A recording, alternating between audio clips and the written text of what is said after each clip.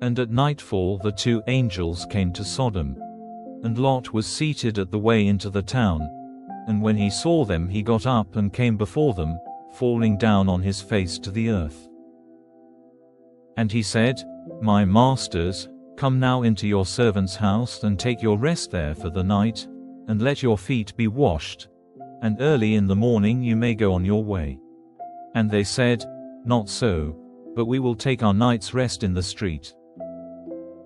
But he made his request more strongly, so they went with him into his house, and he got food ready for them, and made unleavened bread, of which they took.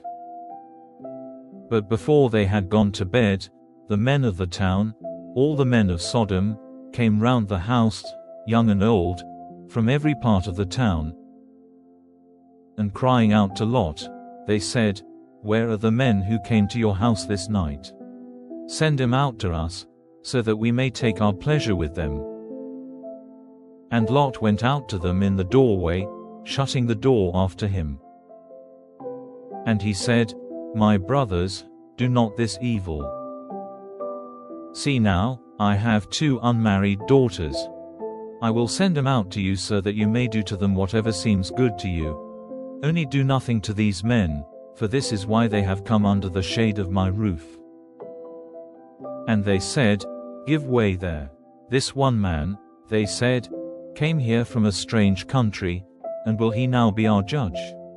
Now we will do worse to you than to them. And pushing violently against Lot, they came near to get the door broken in.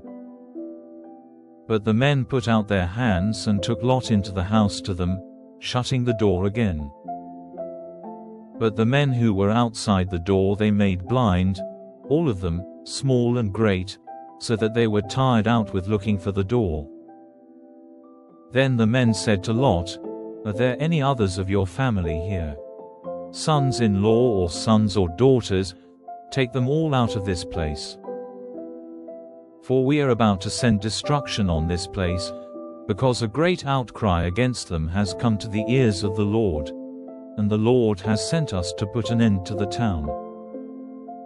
And Lot went out and said to his sons-in-law, who were married to his daughters, Come, let us go out of this place, for the Lord is about to send destruction on the town.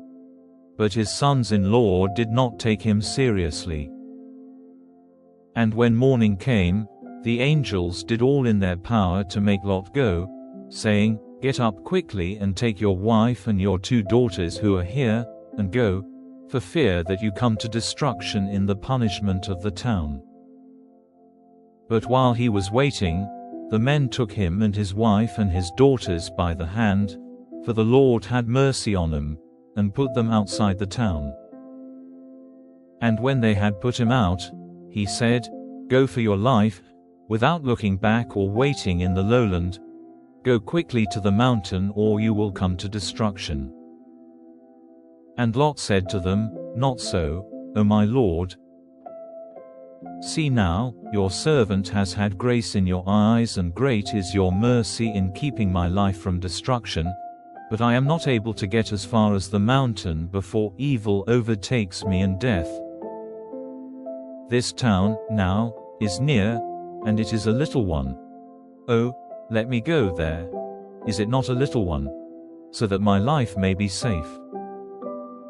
And he said, See, I have given you your request in this one thing more. I will not send destruction on this town. Go there quickly, for I am not able to do anything till you have come there. For this reason, the town was named Zoar. The sun was up when Lot came to Zoar. Then the Lord sent fire and flaming smoke raining down from heaven on Sodom and Gomorrah. And he sent destruction on those towns, with all the lowland and all the people of those towns and every green thing in the land. But Lot's wife, looking back, became a pillar of salt. And Abraham got up early in the morning and went to the place where he had been talking with the Lord. And looking in the direction of Sodom and Gomorrah and the lowland, he saw the smoke of the land going up like the smoke of an oven. So it came about that when God sent destruction on the towns of the lowland, he kept his word to Abraham, and sent Lot safely away when he put an end to the towns where he was living. Then Lot went up out of Zoar to the mountain, and was living there with his 2 daughters, for fear kept him from living in Zoar, and he and his daughters made their living place in a hole in the rock. And the older daughter said to her sister, "Our father is old, and there is no man to be a husband to us in the natural way. Come, let us give our father much wine, and we will go into his bed, so that we may have offspring by our father." And that night they made their father take much wine, and the older daughter went into his bed, and he had no knowledge of when she went in or when she went away. And on the day after, the older daughter said to the younger, "Last night I was with my father.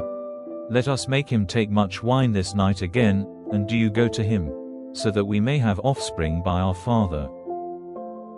And that night again they made their father take much wine, and the younger daughter went into his bed, and he had no knowledge of when she went in or when she went away. And so the 2 daughters of Lot were with child by their father. And the older daughter had a son, and she gave him the name Moab. He is the father of the Moabites to this day.